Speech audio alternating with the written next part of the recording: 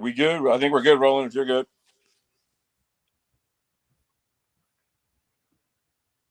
Yeah, once he pulls that graphic down, we're live. Okay. All right, brothers, how we doing? Hope all is well with you on this Sunday, August 11th, 2024. We are 9 days away, 8 or 9 days away, if you will, from the start of the Democratic National Convention. There's been a whole lot that has been happening, a whole lot going on since we last talked a couple of weeks ago, of course, from our original call that took place as well. So the whole point of this is for us to keep you updated, a couple of weeks ago, you informed, of course, from our original call that took place as well. That is important because there are so many different things that are happening, so many moving parts.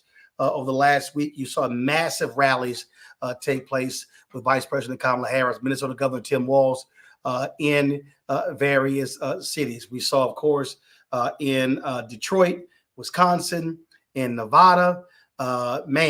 Just unbelievable response that took place in Arizona and Nevada as well. Thousands upon thousands of people is driving Donald Trump absolutely crazy. New polling has also come out. We're going to go over some of those things as well because the map is sort of expanding. But here's the most important thing that we need everybody to understand. Elections are not won in August. What's coming up are going to be the deadlines to register to vote. Our focus has to be on making sure that people are registered. Get the word out. Go to iwillvote.com. That way you can double check your voting status. A lot of these Republicans in these states have been playing games when it comes to folks voter registration. So do not assume you are registered. Double check your status. Go to iwillvote.com. So once we deal with voter registration deadlines, then of course we're going to be dealing with when early voting starts. And so we want to make sure get you those dates, absentee ballot voting dates as well. So there are a lot of things that are going on. And don't forget, if you're out of the country, you can vote as well. Sam Jackson dropped a video about that. We're going to show that a little bit, show you that a little bit later for you. But right now, I want to bring up Executive Director, Women with Black Men, Khalil Thompson. Khalil? Roland, happy to be here with you. I am back in the factory, continuing to work hard. I know we are merging a couple of our StreamYard and some other folks from other different applications who are coming here. So I know in one platform, we've got up to 250 people. I know you got about 500 to 1,000 folks over here on StreamYard who are all listening in. So really excited to have everybody here to be joining us. You know, what really struck me this morning was I was reading a lot of different news publications and trying to take all the information in. But I was reading a New York Times article that talked about how Black men are supporting Kamala Harris, Vice President Harris, for her historic presidential bid. They referenced Shirley Chisholm in her previous presidential nomination that she sought and what we saw in Georgia in 2018 and 2022. It was a conversation about misogyny and how Black men haven't historically, or may not have historically, for those that are trying to sow discontent, have supported women in our community. I want to espouse that notion for everybody on this call right now. We are all here because we believe in a better tomorrow for our children, for our grandchildren, for our communities. We are here because all of us came in some way, shape, or form from a Black woman, and they have given us guidance that we believe to be the greater men on this call. I believe, as I share with my mom, my aunts, my cousins, my sister, and my amazing 7-year-old CEO, she runs my life on day to day. She's a little bit mad at me this evening that we didn't get as much time towards the end of summer together. But I am here doing this work for all of them. As we've said before, Women with Black Men is following in the footsteps of Women with Black Women who've been doing this work for 4 years. Every Sunday night, they have been gathering. We have been, and I spoke to Joteka Edie, Holiday, and others that are on there, whether it's Leah Daughtry, Reverend Leah Daughtry, LaToya Jones, or Christina Q, and others. And I'm sure there are many other Black women who I'm missing. Please forgive me. Do not charge it to me. Who have been organizing on a weekly, monthly, daily basis, not only around policy issues, but just in their communities to get women, Black women off the ground. The purpose of us being here is, yes, to follow in those footsteps, but also to see where we can pick up the baton and run alongside with them. I know many of us have been watching the Olympics, so forgive that analogy. But our goal is to figure out how we can support making sure that we get Kamala Harris into 1600 Black Lives Matter way. How that we can come up with policy positions that once she is there, they can hear from us very clearly of what we're trying to achieve in her presidency. This is not going to be a blank check. We believe that it's a conversation and is the opening of the door for that conversation that we can continue to have it. I believe, and many of us here believe, that with her in the White House, we will have someone who will be able to listen to our issues, hear our problems, pass legislation that are going to better our communities, but also be able to welcome us along this road and along this process. So I'm continued grateful to have, as a big brother, Roland Martin, to listen to him and to listen to others tonight as we have this conversation continued. We'll be back again on August 25th following the Democratic National Convention. I hope you all will continue to join us here. Roland, I turn it back over to you. I'm going to try to work on some of our speakers that are trying to get in. If you could, maybe you could, and we're having in some of the conversations here that people are asking. One question that we recently got was, why are Black men in the media holding Vice President Harris to a higher standard of accountability than they are holding Trump? I think that came from Caesar Ote. I'd love to see if you can answer that one. Sure. I don't think it's just Black men. I think what you're seeing is you're seeing folks in the media make demands. And first of all, when you say Black men in media, I'm a firm believer, be specific. So I'm not sure exactly who you're referring to. And so you see that. You see where folks do that. In fact, just understand, the other day I was talking to a prominent Black Republican who told me he had to cuss out his brother-in-law, who's a Black man, because of the comments that he was making about Kamala Harris. Now, this is a Black Republican, and he was offended by what this brother was saying about Vice President Kamala Harris and sort of this double standard. And he said, man, I had to cuss that Negro out. He said, you ain't going to be sitting here making comments about Vice President Kamala Harris like that, and you married to my sister, who's a Black woman. And so, this thing we're talking about here really requires accountability about individuals. And what we have to understand is that there are a lot of people who have been filled with disinformation.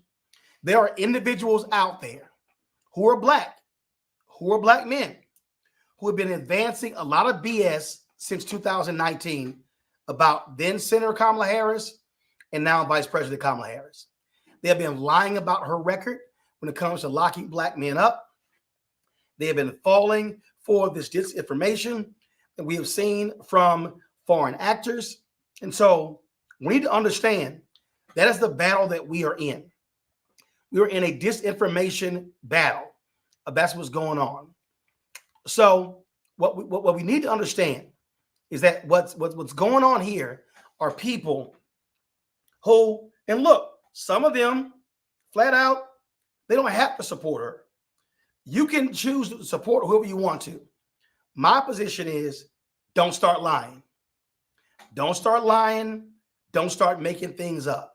That to me is a fundamental problem. There are 85 days left before election day. But remember, it's a smaller window when it comes to early voting when that starts. And the thing is, it's about running up the margins. That's the whole deal. So, again, I can't speak for anybody out there. I can't speak for Van Jones. I can't speak for Bakari Sellers. I can't speak for Michael Steele, all the different people out there. But here's what I say. If there's somebody who's saying something, challenge them. Challenge them. I don't give a damn what Judge Joe Brown has to say. I don't care. I think he's a hater. And so all the crap that he says, frankly, sexist, misogynistic. And understand, you're going to have those people out there. But I think there are more right-thinking brothers. And so what we have to do is be educating other brothers about the facts. That's the key. Educating them about the facts, educating them about reality, and not getting caught up in a lot of this bullshit. this bullshit.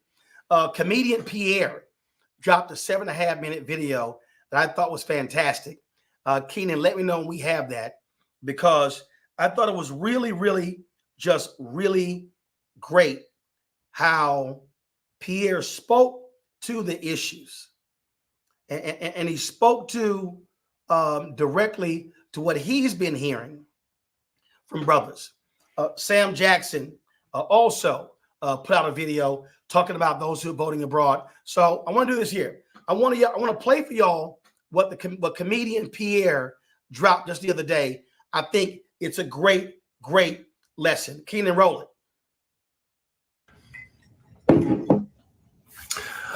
About black men who just refuse to vote for Kamala. Just refuse. Try to hide it under something else. They can't even verbalize why they can refuse, man. But she, she on some bullshit. As in, he's not. He's proven his bullshit, but it's okay. I think it really comes from a mental state. You're still a prisoner of the system. You still don't believe women can control stuff. Even black women can run something. You just don't see that. See, because we're men. Men feel like they need to see other men leading stuff. I'm a man. And a lot of black men still envy white men. Yeah, you heard that. You heard what I said. Envy white men. Look at them as masters. Because most of the white men you come in contact with are your bosses. Yeah, are your bosses. And so you feel like, hey, if it's white, he got to be the boss. And most black women, black men that you come in contact with are not in a, major position comparatively speaking to white guys. So you can't even believe a sister could do that. That's a black girl. She do it. She just better, be a secretary or do some little menial job or something like that, a housewife or something, or raise some kids. No, sir. Them days are changing, bro. Them changing. Them days are seriously changing. And I believe it scares black men. That's what it is, some fear in you. And you, instead of being fearful, you should be cheerful. You should be. To see how far we've gotten in this country. Remember, we were brought over here without the skills and the tools and all that kind of stuff and reading situation, and look how far we've gotten. England brought over some of the, after it was discovered, they brought some of the highest scholars and better people over there who are well educated and knew how to do stuff, and we had to learn. We started off way in the back. And look how far we've come. But some of us, black male, still don't believe a black female could be the head of a household, run a company, she'll run a country. Because I think they still see that white man as their master. You heard what I said? Master. You see yourself, and that's why you let that man get away with stuff. Because you even see yourself in that man sometimes. Cheater, liar, bullshit artist. Got money, ain't got money, flossing. You see that? You don't see yourself in a black woman. This was common, And most of the time when you're around people who have money or who are your bosses, black men, are white men. So your mind's already conditioned to believe that's who has to be the boss. Now, I ain't saying all. Before y'all get y'all dudes, you get your panties all in a bunch. But many, too many, just don't see a black woman as someone who could lead. Even though you were raised by a black woman, you just don't see it. Well, things have changed. I don't know if you even know this, fellas, that black women are on the maybe number one group of people who have moved up in the last 20 years as executives and educated and college graduates. They're moving. They're moving. It's not stopping, bro. It's moving. Are you afraid? Is that what you're afraid of? Well, believe it or not, a well-educated woman, black woman, cares about all kind of blackness. You too, a black male. So don't think she's going to get in the position and just leave you, kick you to the curb. In fact, black women have been nurturers, and that's what they do, nurture. They're not here to kick you down. They may help you up. They'll help you a lot better than, what they call Mr. Cheeto. But when I hear black people say, man, brothers say, man, I ain't voting for her. They don't even know why they ain't voting for her. Man, she on some bullshit, you know. But, and he's not on some bullshit. And he's not on the bullshit. You let him get them passes? Because he's your master. Like during slavery. The white man was the black man's master, not the black woman. Yeah, he ran everything. The white man ran everything. But to the black woman, her man, her husband, the leader of the household, he was her master. That's why a lot of times when the white man came around, she got quiet because she knew the deviousness.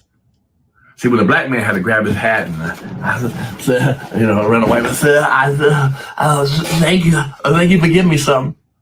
Look over his shoulder. Look over his shoulder. Had that sister looking. Because she was knowing, she was plotting.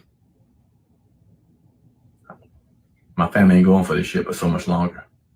You might have had to be up in front of her. I'm sorry, sir. Sir, I'm sorry. And I'm not trying to make a mockery of that, but some of y'all still act that way. People died so we can get away from that feeling to be where we are now. And some of y'all still acting like, white boss, where my boss at? Can't be a black woman. Okay. I think a lot of times just because, like I said, black men, you see yourself in that white man. The treachery, the negativity, because we're man, that's what we do. Get out of that. Get out of that. If Kamala wins, I think you'll be very surprised. Very surprised at what she's able to do. I think she's probably going to do more than Obama. To me, Obama did a lot. I don't know if you remember, but we were losing about 750,000 jobs a month when Obama took office. A month. Yeah, that's a lot of jobs to be lost. The economy was sinking. And when he left, we were in a much better position. Okay, he didn't give you $10,000 in your pocket to walk around and buy some new Nikes. But as a whole, we were in a much better position. And then when Trump left, woohoo! When Biden took over, woohoo! That's okay.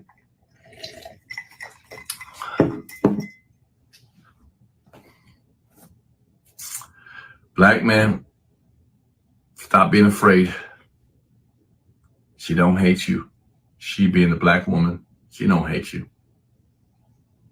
Yes, you're here to protect her. And I promise you she'll protect you too.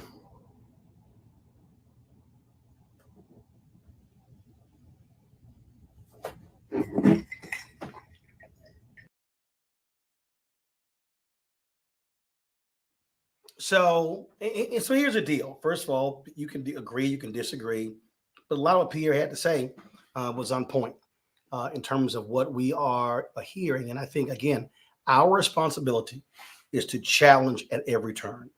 Our responsibility is to correct folks, give them the right information. That's what we must do.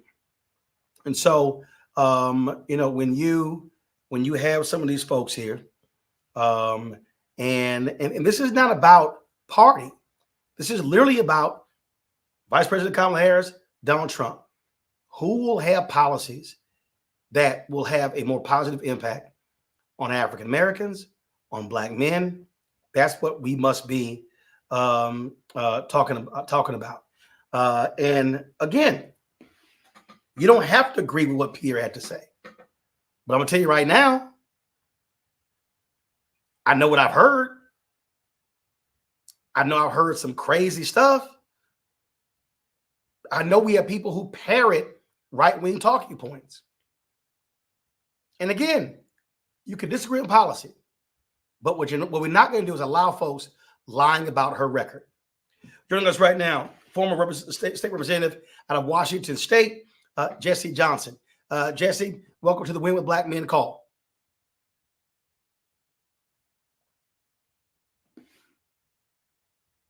Jesse, you're up. I think you're on mute. How's it going, brother? There you go. How's it going? This is Jesse Johnson from sunny Seattle, Washington, ironically. Thank you for having me, Brother Roland. I appreciate it. Well, glad to Can I have you go ahead here. and- What are your, yep, glad to have you here. What are your thoughts? So, you know, I am the proud son of a long-time union general contractor, a Navy vet mom, oldest of four, served on the city council here in Federal Way, Washington, just south of Seattle. I'm also the youngest state representative in the Washington State Legislature, where we helped to pass the nation's most comprehensive police reform. And the reason I say all this because representation matters. And yes, this election is about validation for our humanity, but it's also about representation, and it's about protecting our communities and the future of our next generation. When I think about this election, we are going to determine what our next generation's future looks like, right? And I think about how this country started based on stolen land and stolen labor, benefiting white people. And we as Black men have the opportunity to change history and change the course of history. We have to deliberately and intentionally plot, plan, strategize, organize, and mobilize our people in this election, because we can do right by the future of our next generation. I believe it. I'm feeling it. I think our collective spirit is around this election, and we want to make sure that Sister Kamala is in office. We got to get her in the Oval Office. This election is so important. I have two young kids, a 3-year-old and a 1-year-old, two boys. And when I think about their future, I'm worried if we have 45 back in office. Sorry, 45 back in office. We have to have Sister Kamala back in office. So this is our moment, brothers. Again, I'm doing everything I can out here in Washington State. Yes, we have Black people in Washington State, the other Washington, and we're going to make sure she gets back in office. Thank you so much for having me. I really appreciate it. All right, Jesse, I appreciate that. And let me explain. You got some people here who are in the chat running their mouths, saying this, that, and the other, you know, being very critical of the vice president. And that's fine. Here's my whole deal. Go somewhere else. If you're that much of a troll that you want to be in this chat on a Sunday evening, that means you ain't got no life whatsoever. So we're focused on, again, giving folks relevant information that speaks to the issues. That to me is what's going on. So again, if y'all one of these folks and that's all you want to do is hate on Vice President Kamala Harris, feel free, get the hell off the chat. I say the same thing, tell folks you ain't gonna watch my show. And so if y'all want to go commiserate with each other, go start your own stream. Go on YouTube, go on Clubhouse, go somewhere else and run your mouth. But we really don't care because we're focused, organized, and mobilizing these brothers to speak to the issues. And that's what's going on. And so I know some of y'all are begging. Some of y'all are begging me to call you up by name. You're not worth it. So just letting y'all know. All right, folks. Let me say this. All right. So I told you earlier that if you are out of the country, you can still vote in the election. Well, Sam Jackson dropped a video on Instagram talking about that very issue. Keenan, go ahead and roll it. Hey there, U.S. citizens abroad. Did you know that U.S. citizens overseas have a right to vote in U.S. elections? Well, you do, and your votes count. Your votes made a big difference in key races in 2016 and 2020. And what do you have to do? Register at votefromabroad.org. Here's a tip. If you request your ballot by email, it'll be in your inbox on September 21st. All you have to do is vote and send it back. I love that even though you're all over the globe, you still give a damn about your country. Anyone out there that knows an American, please tell them to register to vote at votefromabroad.org. Appreciate you. All right, Sam Jackson, appreciate that, my brother. So this is a win with Black men call. And I see a lot of the comments here. So, but there's a question from a sister that actually I think applies to a lot of folks. So Stephanie Trussell said, not a troll, just hoping to hear one thing Kamala has done as vice president. So, Stephanie, let me first explain to you. The vice president of the United States serves at the pleasure of the president. The president sets the agenda. The president sets the tone. But the reality is this here. Vice President Kamala Harris has been leading when it comes to addressing the issue of Black maternity. She's been leading on the issue of funding for HBCUs. Do understand, when she was a senator, Stephanie, she was the author of the George Floyd Justice and Policing Act. Also, as vice president, she has been touring the country, speaking on the issues of Black economics and providing opportunities for African-American business owners. She's been meeting with Black business owners. Those things have been happening. Let me also remind you, Stephanie, that Vice President Kamala Harris is the head of the United States Senate. She has set the record for the most tie votes cast. That's important in her role as Vice President of the United States. So this notion that she hasn't been doing anything is nonsensical. You need to understand how public policy works. Congress passes laws. President signs or vetoes those laws.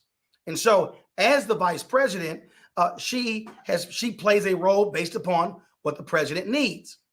Now, those hostages that were just released, when she was in Europe for that conference, she was meeting with the German chancellor and the leaders of other countries, making that possible. So there are a number of things that the vice president has been doing since she's been there 3.5 years ago.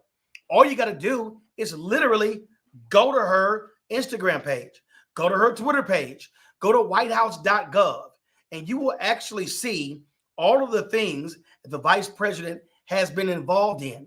Any number of negotiations on Capitol Hill with foreign leaders as well.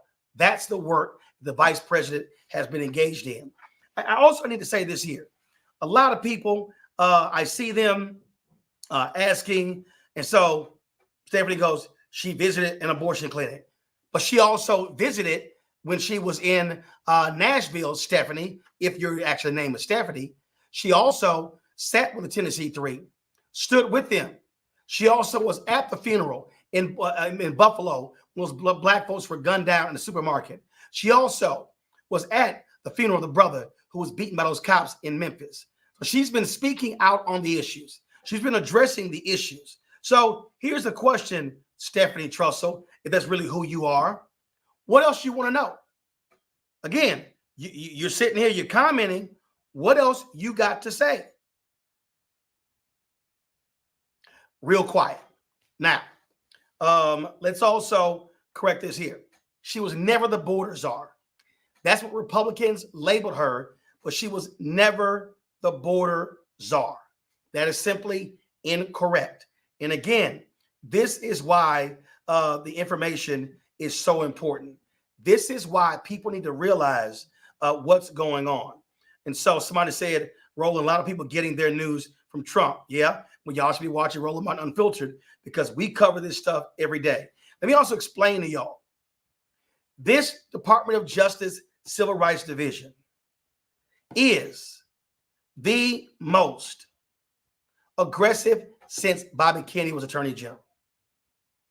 Okay? The most aggressive. Also, again, first of all, Stephanie, you're lying. She was not the border czar. You're a liar. You're flat out lying. So clearly you're a troll, and that's what you are. And so if you want to talk about, oh, what does she do for the economy?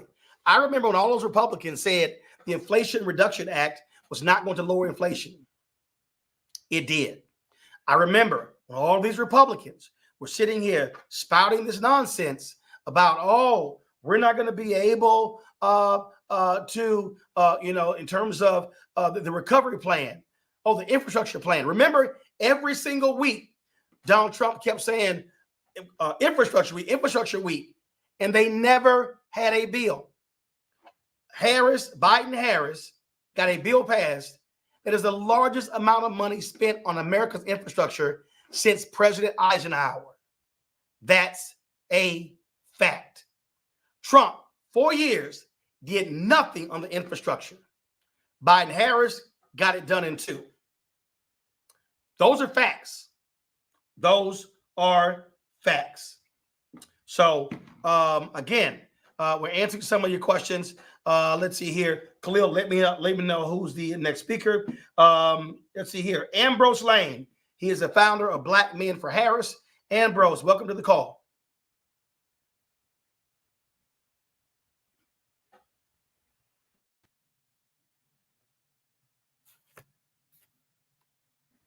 Ambrose, you're live. Thank you. Thank you so much. You can hear me? Okay, just wanted to make sure. Thank you, Brother Roland. I appreciate it. And thank you for all the brothers that are on the call.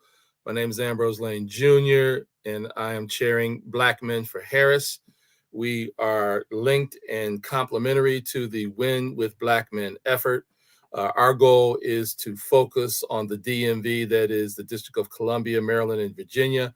Certainly in the Maryland race, we're trying to make sure that Angela Alsobrooks will win her Senate seat, and all of the delegate races that we are looking at as well, so that we can build from the ground. In Virginia, a lot of people don't remember, Virginia is a purple state. They just got finished electing a Republican governor, and we are looking to get the vote out in the Richmond area all the way down to the Tidewater, Norfolk area. In DC, we're certainly fighting some local issues, but we're still going to get the vote out. We are linked with many of the go-go bands. We're trying to establish something called Go-Go the Vote, or Go-Go Vote, which will appeal to young people through the music to get them out to register to vote and to vote. We're also working with Win with Black Men on developing a Black man's agenda. I know that there's been a lot of discussion about people making comments, Black men making comments about an election of a woman. I think it's absolutely ridiculous. We don't even need to give it the time of day. We just need to grind. And that's what we're about with Black Men for Harris. We are trying to grind. The last time that we met on the Zoom call, I suggested that we organize Black men to assemble in the state capitals, at the very least, of the swing states sometime towards the end of September, as a prelude to an early get out the vote in some of these swing states. There will be early voting sometime in October in many of the swing states, and I propose that we do a mobilization at the end of September by gathering in state capitals, and then from there going out and organizing and getting Black men to register and to vote, and speaking to them with purpose. We have had conversations on this platform talking about how Black men are disgruntled and they're disappointed, and they have a right to be. In our organization, we've had conversations with Black men for over a year and a half, Black men and boys actually, from age 8 to age 80. And many issues culminate around economics. They culminate around the lack of access to opportunity. And we've got to be able to speak to them in such a way that says that, number one, by the election of Kamala Harris, that there will be increased opportunities that will happen. But we also have to hold, if Kamala is elected, we have to hold her administration accountable. We in the framework of developing a Black man's agenda, this agenda should exist regardless of who wins, and it should exist regardless of elections. We need to develop a Black man's agenda, an agenda that speaks to all of us everywhere we are. We can't speak to every single issue, but we can certainly craft some things, some language that holds those that want to run for office accountable, and says to them, do you support this agenda for Black men? The issues that we have been talking about in these conversations with Black men for the last year and a half has certainly created issues that need to be spoken to by elected officials, and we need to hold them accountable. So I think that our job, I think that our calling, in addition to getting Kamala Harris elected, is to create our Black agenda for Black men, so that that agenda speaks regardless of whether or not an election occurs. It doesn't have to just come out when there is a national election or even a statewide election or even local elections. The Black man's agenda should be there, sustained, ongoing, until the issues that face Black men are addressed. So if we do those two things, get Kamala Harris elected, send the message to our young brothers and sisters that this is an important election, that we are under threat from Project 2025, that Project 2025 seeks to undermine the very essence, the very communities that we come from, the very culture that we uphold. That's what Project 2025 seeks to destroy, and that we are under threat, and that this election matters because of those things. Those messages will resonate with young brothers that are disgruntled and dismayed, but we still have to send that message. We also have to share the message of what Kamala Harris has done.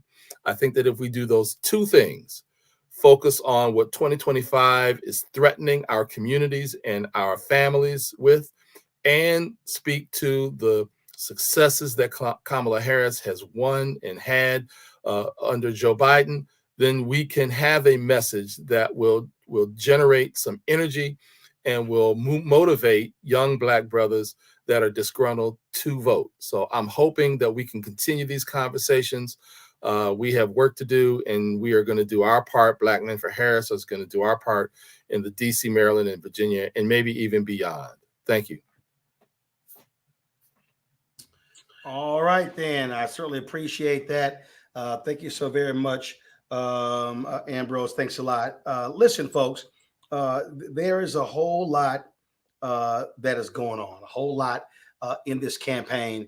And one of the things that you may have heard Vice President Kamala Harris said that she was going to be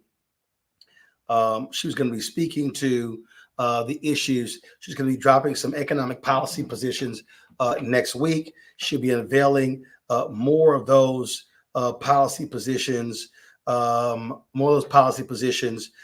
in her particular speech in the Democratic National Convention. So we look forward to that. Now, if y'all want to really laugh, I mean, what's a trip? So let me tell you how desperate Donald Trump is. These fools now are saying, oh my God, Vice President Kamala Harris, they're using AI for her crowd size. That's when you know when you're losing, when the best you can do is come up with that. And so I love somebody dropped this video here and they said, sorry, this ain't AI, Donald Trump. This was a real thing when she rolled up in Detroit.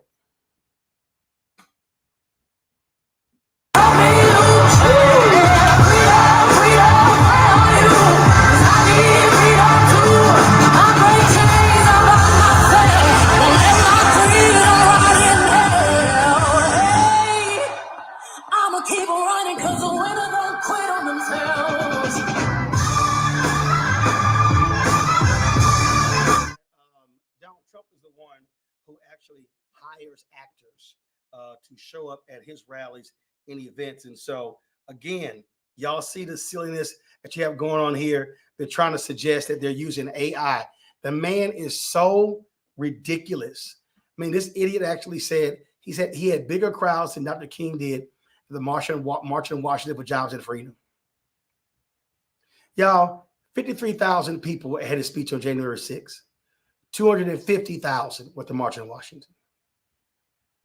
Dude, go sit down. But y'all understand, these are the lies that you're going to see, and they're going to keep coming and keep coming, keep coming. Let's go to a grassroots organizer from Alabama. Chris Mosley joins us right now. Chris, tell us what's happening on the ground there. What are you hearing or what are you seeing?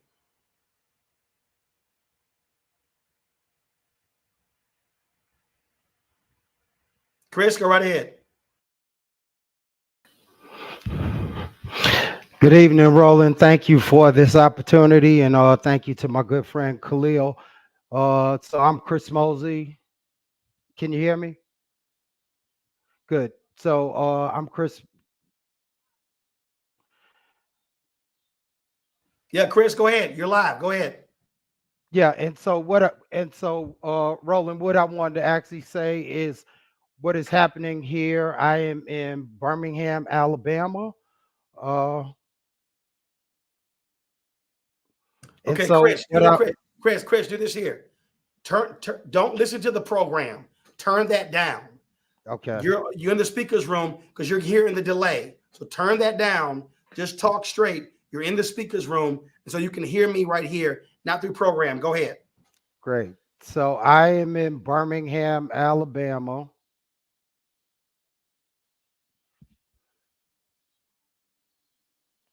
Chris, just talk.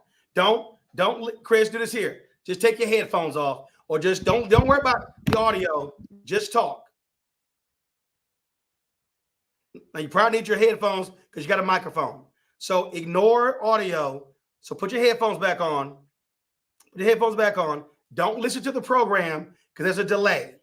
Okay. So just start talking. Don't worry about it. Go.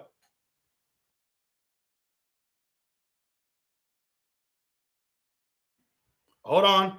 Chris, make sure your mute button is not on. So I am here in Now you're good. Go. Alabama. Chris Mosley. Thank you for this opportunity. Am I still muted, Roland? Nope, you're good. Go. Great. So I'm here in Alabama, in the city of Birmingham.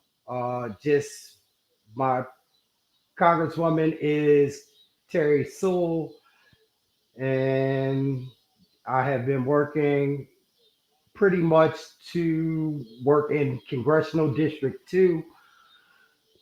Also, that is very important because Shamari Figures is on the ballot. This is a new district that is reestablished here in the state of Alabama. So as far as what I have been doing, we are going to be pushing into Georgia as a part of this effort. We did do this with Senator Warnock some time ago. And so as the home of Fred Shuttlesworth, and we've had the opportunity just to do so much work here in the South, and I'm glad to be a part of this.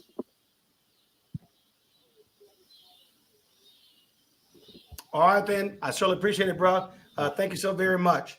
I see somebody asked this question about what Donald Trump had to say about police immunity. And so when all y'all people, I see a bunch of y'all commenting, when you hear people talk about criminal justice reform, let me remind y'all, when Trump was in the Oval Office, Jeff Sessions was his first attorney general. They tried to end the consent decree in Baltimore. Jeff Sessions literally said, we want to pull back on consent decrees because they're making the cops uncomfortable. His replacement, Bill Barr, said the exact same thing. Now, if y'all care about police brutality, and you want to see that end, and you want to see stop and frisk end, I want you to listen to what Donald Trump had to say about police immunity. Listen clearly. Ain't my words. These are his words. We're going to give back our law enforcement. We're going to give them back the respect that they deserve. They are being treated so badly. If they do something that's harsh to stop a crime, they end up losing their pension. They end up losing their job. They end up losing their family and their home. And I'm giving immunity to police all over the country. Now, the fact is, Vice President Kamala Harris, she believes in police being held accountable, believes in the police, again, being held accountable. This man wants to give 100% immunity. 100% immunity to police. You heard him say it out of his own mouth. y'all better pay attention to what's going on.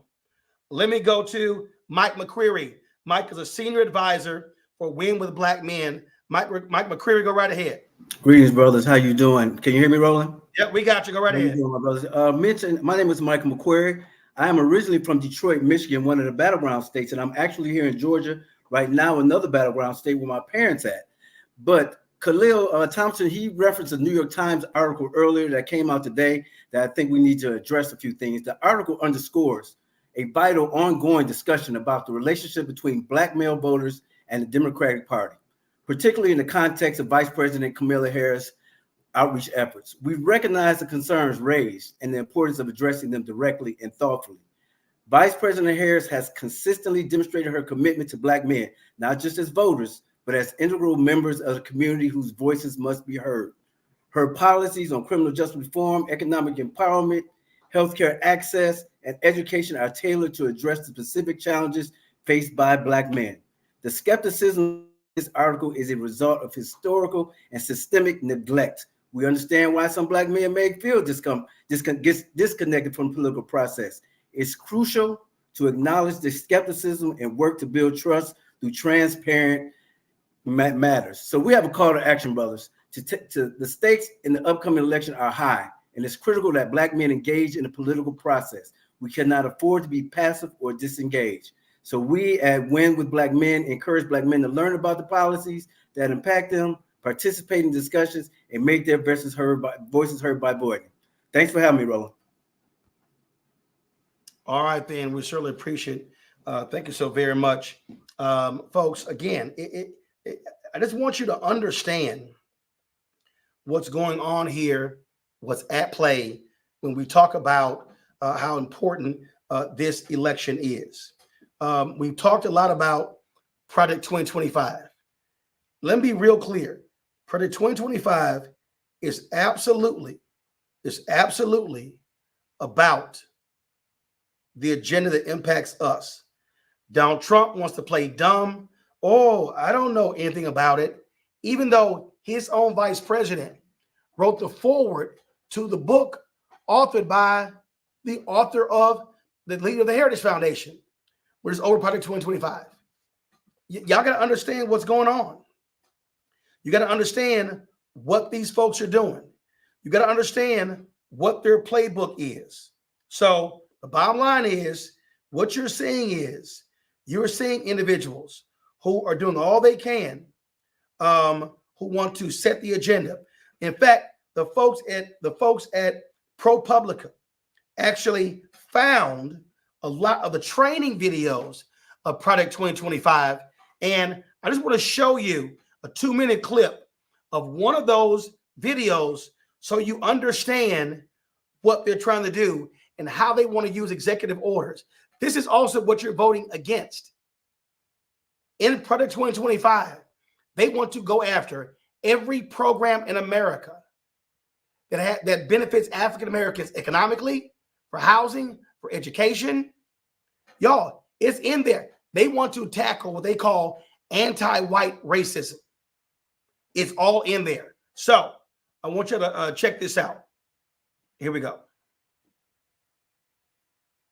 Executive orders. Executive orders. Executive order. Executive orders. Executive order. Executive orders. Executive orders. Executive orders. Executive orders. Executive orders. Executive order. Executive order. Executive order. Executive orders. Executive order. Executive orders. Executive orders. Executive order. Executive order. Executive order. Executive order. Executive order. Executive orders. Executive order. Executive order. Executive order. Executive orders. Executive order. Executive orders. Executive order. Executive orders. Executive order. Executive order, executive order, executive order, executive order, executive orders, executive order, executive order, executive order, executive orders, executive orders, executive order, executive orders, executive orders, executive orders, executive orders, executive orders, executive orders, executive order, executive order, executive orders, executive orders, executive orders, executive order, executive order. Executive orders, executive order, executive order, executive order, executive order, executive order, executive order, executive order, executive order, executive order, executive order, executive order, executive orders, executive order, executive order, executive orders, executive order, executive orders, executive order, executive orders, executive order, executive orders, executive orders, executive order, executive order, executive order, executive orders. So I want you to understand, folks, their plan is very clear. Their plan is to use executive orders as much as they can. I'm trying to tell you what's going on here. They are executing a plan, and they're trying to back off of it because it's gotten so much attention. Because after Taraji P. Henson, I'm reading somebody who texted me, Brother Muhammad, Taraji P. Henson, after she mentioned Project 2025, the BET Awards, the search numbers went up. And they have been trying to knock it down because they don't want people to know what's in Project 2025. And what is in there is absolutely detrimental to Black people. It's nearly 1,000 pages. So play games if you want to, but I'm telling you, it does not bode well for us. Just letting y'all know that. Let's see here. I'm looking here. Somebody's, yes, executive orders don't go through Congress. Yep. Yes, Damon, correct. In Project 2025, all public school students, we automatically sign up for the military. Let's see here. Randy Marsh is a liar. Kamala cares more about immigrants than you. Well, that's stupid, and it's a lie.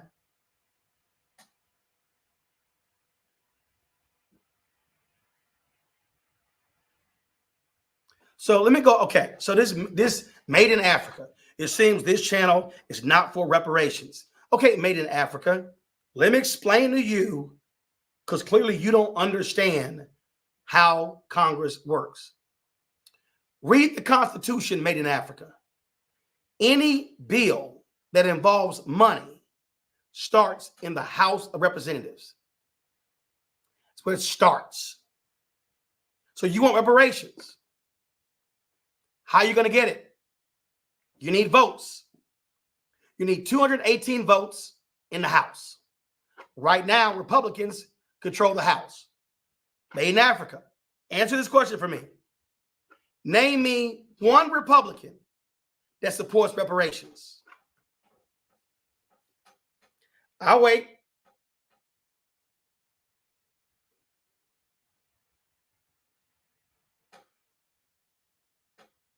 Still waiting.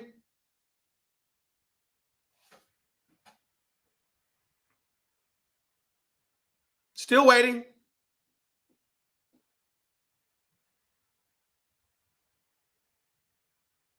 Still waiting. Because there are none. Now, if it passes the House, it's got to get 60 votes in the Senate. Right now, Democrats have a 2-vote margin. Sinema is an independent. Manchin is an independent. Now it's 50-50. So let's say Democrats control the Senate after November, 51-49.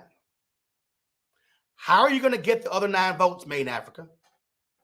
Please tell me, what 9 Republicans are you going to get the votes from? So let's say it passes the House. Let's say it passes the Senate. Let's say the president signs it. It's going to get sued. Oh, that means it's going to go through the federal courts. Oh, why are federal judges so important? Under Biden-Harris, we have had 200 federal judges confirmed. 58 Black. 37 women, 21 Black men. The Supreme Court is a 6-3 conservative majority. So, please tell me, how are you going to now get this through? We already saw Republicans sue over the black farmers' money. So if you're yelling reparations, you need to have a plan of action, and it has to start in the House. Tell me how you get it out of the House with 218 votes. I'll wait. All right, let's see here. Now remember, folks, you have a donation button there. The way we structured this, half of the money given goes to the campaign. The other half goes to Black male grassroots organizations that are going to be on the ground, who are going to be doing all of the work. Who are going to be doing all of the work.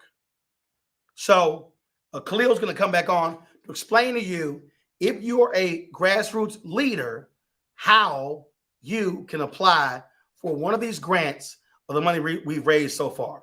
Khalil, go ahead. Roland, thank you. Thank you for your leadership. I appreciate you engaging with a lot of folks that are here. This is not a one-sided conversation. Again, we've always said that Black people are not a monolith, and so we want to have various different viewpoints being heard, but we want the truth to be shared. So I appreciate you taking us through a civics lesson that you just did to share with others who may not know. This process that we are in, this moment that we are in, this movement that we are in, yes, we are here to support Kamala Harris, our vice president, to become the next president of the United States, but it doesn't just stop with her.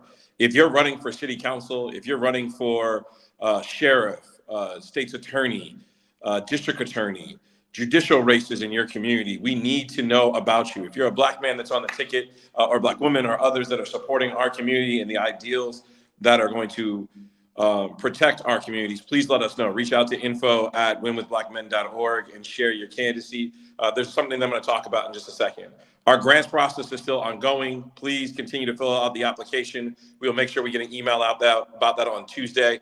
I want to shout out my team, though, who's always here. Keenan from Roland Martin Show. I want to make sure I give you a huge shout out. You've always been a huge supporter in helping us get this program on the ground. Ernestine Dawson, Robert Apong, Chelsea Okoro, Mike McQuarrie, Yolanda Richardson, Aria Wilson, and others who have left our team, Selassie Kalan and others who are no longer on our team here, but have still been, Jack Logren and others who are still very supportive of us. Just want to shout you out. A quick shout out to, I know of a couple that has actually reached out to me that's at dinner right now, AJ Colbert and Joy Cheney. Thank you for enjoying this conversation over your meal. Wouldn't be a date if it wasn't with Women with Black Men. And truly appreciate former State Representative Jesse Johnson for joining on. I know my other co-hosts, Mike Blake, Quentin James, and Bakari Sellers are here in spirit and couldn't join us, but again, want to shout them out, as well as our board, Tommy Jones, Aaron Jenkins, Brian Wood, and Sam Johnson. So again, our grants process, we're going to continue, and there's an email coming out this Tuesday that's going to be 3 to 5 facts. We are going to share those every Tuesday. It's going to hit your inbox. 3 to 5 facts that you need to know about Kamala Harris that you can take back to your communities. In that email on Tuesday will be an update again for the link where you can apply for your grant process. The money that we raised about 3 weeks ago doesn't come to Women with Black Men. I want to let you all know. Prior to this, and Chris Mosley and other friends know, this was a passion project that was done out of love, funded out of the personal credit card and bank account of mine. And so we were just starting getting it off the ground. We didn't even have Women with Black Men bank account. We have changed those things now. But the money did not come to us. It's going in part to the campaign, but also directly to you all on the ground. So I saw some of you have reached out to us to ask for guidance. Please fill out that form. We will bump it again via the email on Tuesday. And so make sure that we can get it out to everyone to apply. We know there are many groups. I grew up here in Washington, D.C., as Ambrose and I were talking earlier today over by the big chair in Anacostia. For those that don't know, the Heart of Go-Go and Chuck Brown, Ben's Chili Bowl, and others. There are many groups that are doing amazing work on the ground. That's not Women with Black Men. A lot of our work that we focus on is starting a national conversation. And so we want to make sure that funding gets to you directly so that you can continue that work. I do not know how large or how small it is, but we want to make sure we can be supportive. My partners in Quentin James and others are helping leading that effort to intake those. And we have a group that's reviewing those applications. So it's not one person over the other. I think I had someone reach out and wanted to talk with me through it. I appreciated it, but I quickly said, hey, I'm not involved in the selection process because I want to make sure it is unbiased and fair. The next thing I would do is I'm going to talk about Project 2025. What I love is that we're having this conversation. What I love is that in our first call, or I think it was our second call, Roland mentioned the plum book, for those that you don't know. Sorry, I'm just making myself a quick note. Far too often we find ourselves in the community focusing on the problem when the shovel is going in the ground. As Ambrose and Chris and others know, at the community level, we show up when the tractors are pulling up. Doesn't mean we haven't tried to make our voices heard, but in my time in city government, municipal government, state and federal, I find far too often we may not just know the levers to push early, or we may not know how to organize early so that we're attending that zoning board meeting and we're understanding where we need to apply that pressure as a community member. How do we have a conversation in the community deliberations so that we're seeing something on the back end, a part of that development come through to us? Or in the case of Project 2025, I know my good brother Michael Blake is working on this right now. How are we building our own that talks on and touches on policy positions that are important to us, prepares us for? Now, it doesn't mean that you have to have a college degree. It could be a civil service job, which are amazing jobs in our community that you serve. It could be another job in the federal government. It could be a landscaper, could be an electrician, could be a tradesman through a labor job. And we reach out to our labor brothers, and hopefully on the next call, we're working with them to have others on here. And I'm gonna speak about that in a second. But we wanna make sure that you have if you have never written a resume, we can focus you and get you in the right areas in the community. I wanna shout out Karen McCrae for the work that her group is doing, Concerned Black Men, and others that are working on the ground to provide resources to people. So get your resume ready. If you have back taxes that you owe, some of us may have had a moment where we didn't write that check to Uncle Sam. You got to make sure you get those corrected. If there's other areas and avenues in your life that you need to just button up before you make that application, we're asking you to do that now. We don't want to wake up come January 6th and start applying for jobs and working our way through. We know that there are others from other communities that have been paying attention to what that plum book looks like. It's public, it's there. You can go and Google it right now, the plum book, and see their jobs that are in there so that you can understand where you can fit inside the federal government long term. But we need to be prepared to start doing that work early. And I'm glad we're having that conversation in July and in late June with our communities, right now because of Project 2025, but we need to continue that conversation going. I think many of us have said, yes, we are here because we want to support an amazingly qualified, amplified, credible Black woman in Vice President Kamala Harris to make sure she can be our next president of the United States, but it does not stop there. We need to be prepared to work, to do the work, to have people that we can call on in the federal government long after she gets elected so that we can support them throughout their work. So let's think ahead. The other 4 things I'm going to touch on, then I'm going to turn it back over to you, Roland, is about policy. We are working on, and Ambrose and Mike Blake and Quentin and our board and others have shared with us 5 policy positions. We are not trying to solve all of, and nor can we, nor should we sign up to solve all of the issues that happen for Black men in our community. But we are trying to find 5 substantive policy issues that we can work on today to work with President Biden right now to get passed in his administration before the end of his administration in January. We believe that there are 5 substantive things, whether it's an executive order on the Crown Act. We know that young man in Texas who is still suspended, who's not been able to graduate because of the locks in his hair. That is important. Yes, it may seem small fruit to some, but it is very important that we figure out how we can support our community and work on legislation that are small wins, but are incremental to steps to making vital, necessary change. And then we're working on 5 policy positions that we can bring to the Harris-Walz administration in 2025 to continue that accountability, but also to continue that conversation. As Ambrose mentioned, and I want to give him credit for Black Men for Harris and others, we are working on a national organizing campaign that comes off of the heels of some of the work that we're trying to do. So again, back to school is coming up. Women with Black Men is organizing back to school gauntlets. Those meaning that Black men will stand and welcome people, for the young men and women, children in our communities back to their schools. We're going to be looking to focus on schools that are polling locations that we can share vital information. And out of that idea, as I shared it with Ambrose and Black Men for Harris and Robert Johnson over there as well, we are going to organize 1 million Black men around the country in their states, around their state capitals. And we want this from Washington State, Alaska, to Florida, to Maryland, to Maine, to wherever you are around this country. And forgive me if I did not call out your state, it's not intentional. We want you to organize Black men to show up as early voting starts in your state capitals to make sure that you can remind people we are here.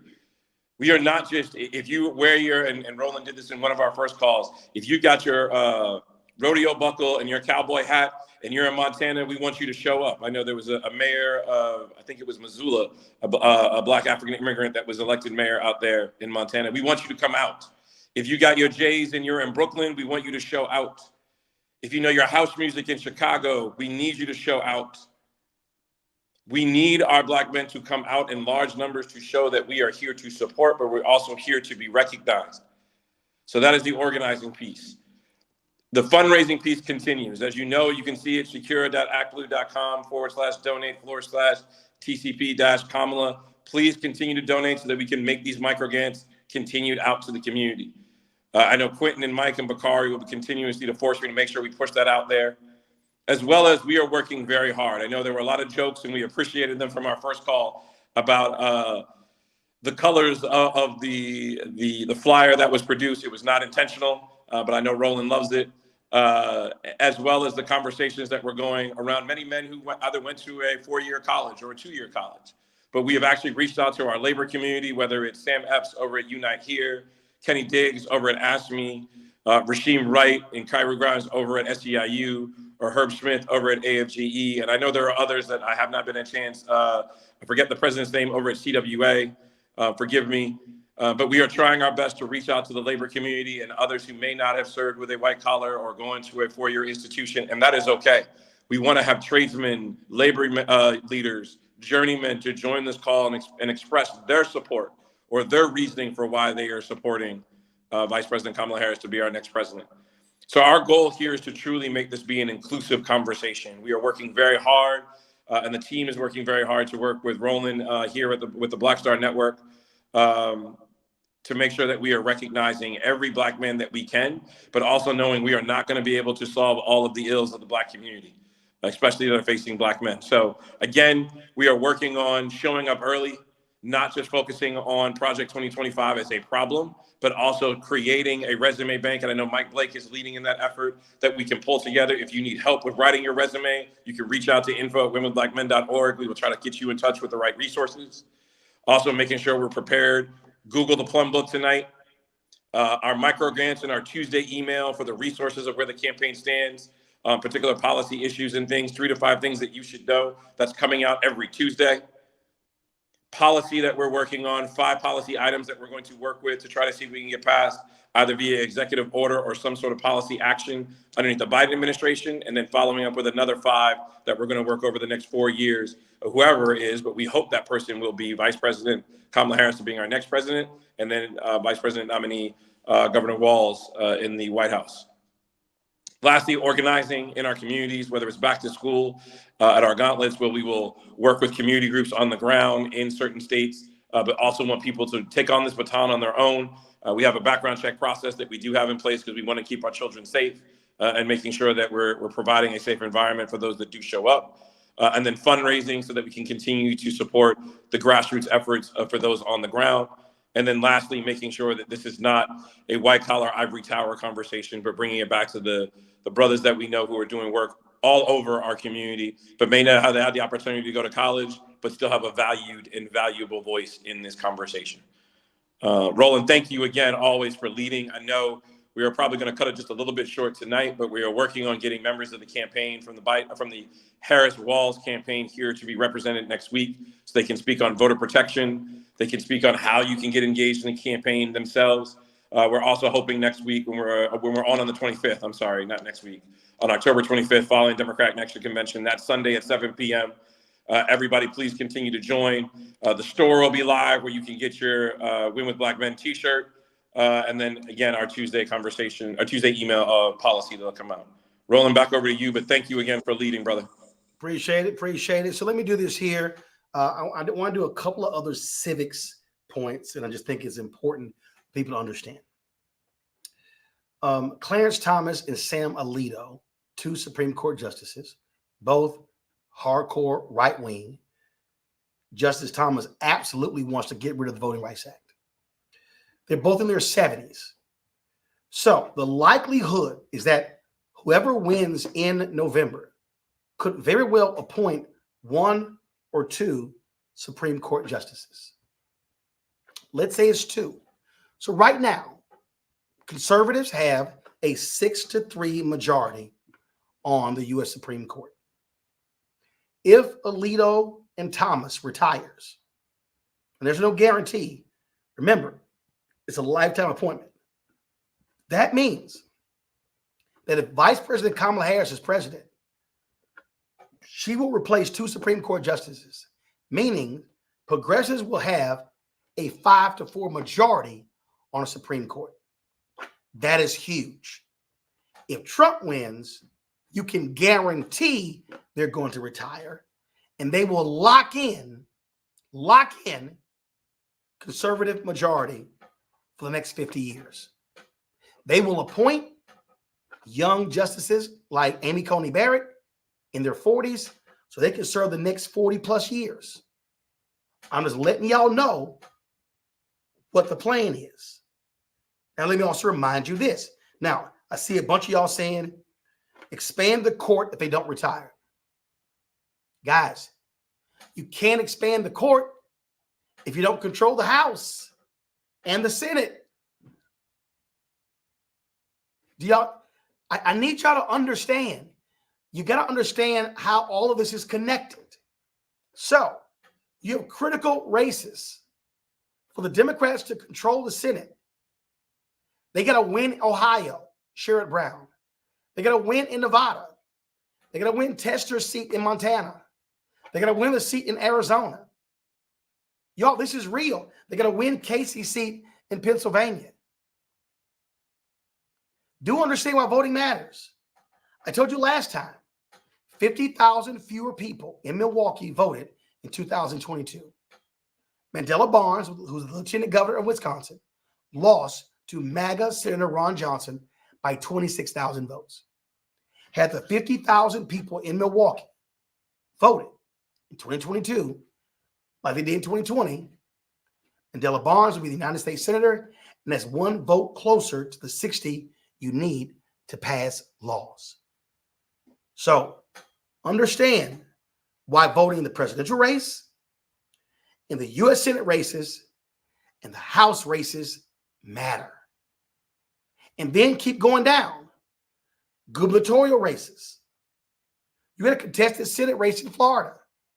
It's no guarantee Rick Scott will get reelected. He can be beaten if folks in Florida vote. So now you go governor, state rep, state senator, county commissioner, city council, school board, DA, judicial races. We have to understand all of these things are interconnected. African Americans in the last 5 election cycles, our voting numbers have gone down. Let me say it again. Our numbers have gone down. One second, because I want to pull this up for you. Because I need you to understand we are leaving our power at home. This cannot be an election about the couch. We must understand we got to be in the game. This is from Pew Research Center. See right here. Look at the numbers right here. Black eligible voter population in the U.S. is projected to reach 34.4 million, up 7% from 2020. Up 7%. Look at this here. In Georgia, a closely watched swing state, Black Americans account for 1/3 of eligible voters. Now, eligible doesn't mean actual voters. Look at this here. The percentage of it, Black Americans were projected to account for 14% of all eligible voters. Now, that number changes. Look at this right here. As of 2022, about half of Black eligible voters live in one of 8 states. Look at the numbers right here. Texas has the most Black eligible voters in 2022, 2.9 million. Then Georgia, then Florida, then New York State, then California. The percentage of Black eligible voters, the percentage of all eligible voters who are Black, DC, 45%, Mississippi, 37%, Georgia, 33%, Maryland, 33%, Louisiana, 32%. We can sit here and talk all day about Black voting power, and we need this and we need that. That means nothing if you sit at home.